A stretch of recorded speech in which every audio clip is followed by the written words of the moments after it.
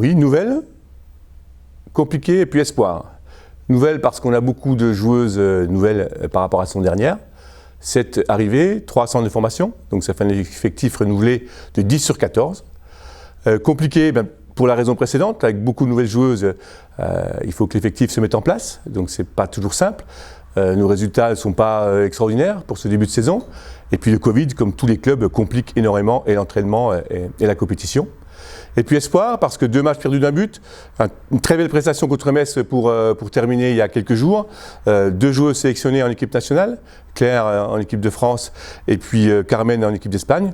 Donc plein d'espoir pour faire un très bon mois de janvier pour rattraper le retard qu'on a pris en ce début de saison. Jamais très bon sur les pronostics. Par contre, le dernier championnat d'Europe, la France l'avait remporté à domicile. Donc j'espère qu'elle sera encore parmi les finalistes. Après, avec elle, comme ça se passe au Danemark, et que c'est comme des pays du handball, je vois bien la Norvège ou le Danemark en finale avec l'équipe de France.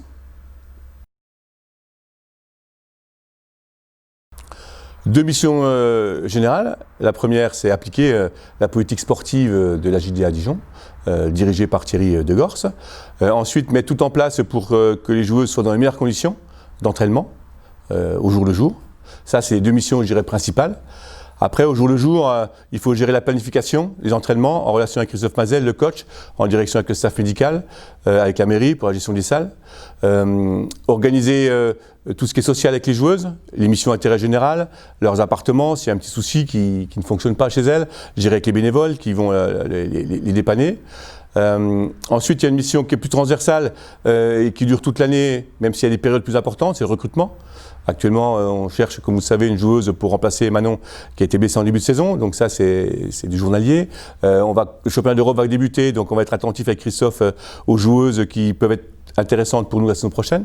Donc ça, c'est un gros travail de scouting, je me mets un peu au basket, sur les termes, pour rechercher des joueuses intéressantes pour la saison prochaine, voire une pour le mois de janvier actuellement. Voilà les missions principales. Après, il y a beaucoup d'administratifs, je le découvre un petit peu, parce que j'étais entraîneur pendant 27 ans. Maintenant, en passant directeur sportif, il y a ces missions-là. Ça va des feuilles de frais à la gestion des arbitres, des délégués à rémunérer, les relations avec la Fédé également. Donc, ce qui est passionnant dans ce métier, c'est que je me lève le matin et que c'est jamais la même chose. Même s'il y a, comme je disais au départ, des missions qu'on retrouve tous les jours, c'est vraiment quelque chose de très varié, très intéressant.